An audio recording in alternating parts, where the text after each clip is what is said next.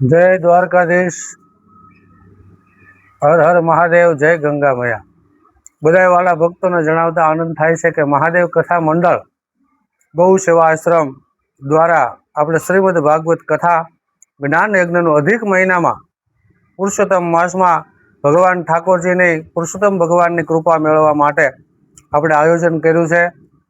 એવું હતું કે અમે 15-20 જણા આધ્યાત્મિક કથા જઈને કરશું ને આપણા આત્માના કલ્યાણ માટે પુણ્ય ભેગું થાય એ માટે આપણે હરિદ્વાર જવું। પણ વાલા ભક્તો 50-60 ભક્તો આ જોડાણા એટલે 50-60 લોકો ભક્તો દ્વારા અમે અહીંયા આ રવિવાર એટલે કે 31 તારીખ બપોરે 2 વાગે અહીંયા મહાદેવ કથા મંડળ સેવા આશ્રમથી બસ ઉપડવાની છે અને 1 તારીખે જે આપણે વાલા ભક્તો ટ્રેનમાં આવે એ લોકો પણ 2:30 વાગે અહીંયા આપણે આશ્રમે આવે તો 3 વાગે ભાવનગર જવા રવાનું થવાનું। ભાવનગરથી આપણી સાંજે ટ્રેન છે।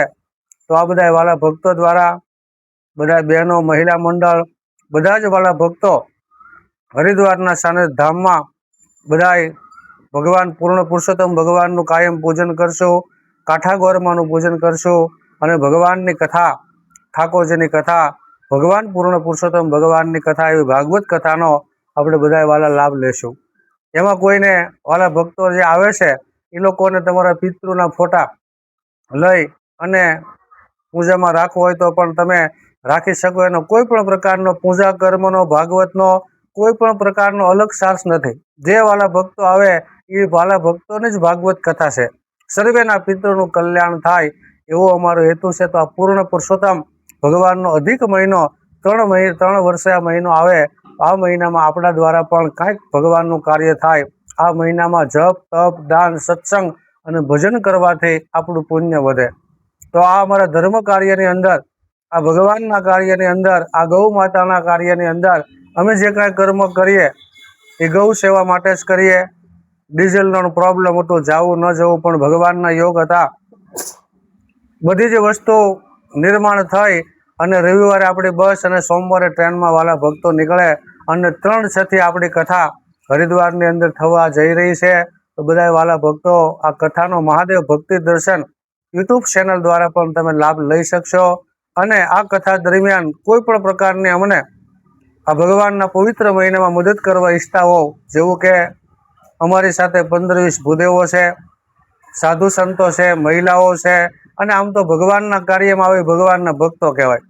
તો આ ભક્તોને તમે પ્રસાદ લેવડાવવા ઈચ્છતા હો, તમારા દ્વારા ચા પાણી શરબત અથવા અમારા ગૌ સેવા મહાદેવ કથા મંડળમાં કોઈ પણ પ્રકારનો તમે સહયોગ દેવા ઈચ્છતા હોવ તો અધિક મહિનામાં તમે જે દાન કરો એનું અનેક ગણું પુણ્ય પ્રાપ્ત થાય।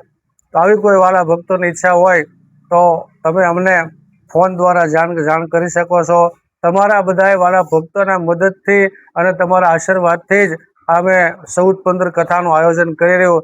તો જાણો કે આમાં ખૂબ મોટો ખર્ચો થાય, પણ બધા અમારા વાલા યજમાનો અને વડલી ગામના બધા યજમાનો બધાના ખૂબ સહયોગથી લાગતા ઓળખતા આ ભગવાનના કાર્યમાં જે અમને સહયોગ કરે એને બ્રાહ્મણ દ્વારા ભગવાન શિવને પ્રાર્થના કરીએ કે અમારા આ ધર્મ કાર્યની અંદર અમને જે મદદ કરે, અમારી જે સેવામાં જોડાય, અમને જે કોઈ તન મન અને ધન 3 પ્રકારના દાન આવે એ બધા દાન કરે એનું ભગવાન ખૂબ કલ્યાણ કરે, એના પરિવારમાં સુખ શાંતિ રહે, એની મનની મનોકામના ઈચ્છા કરે।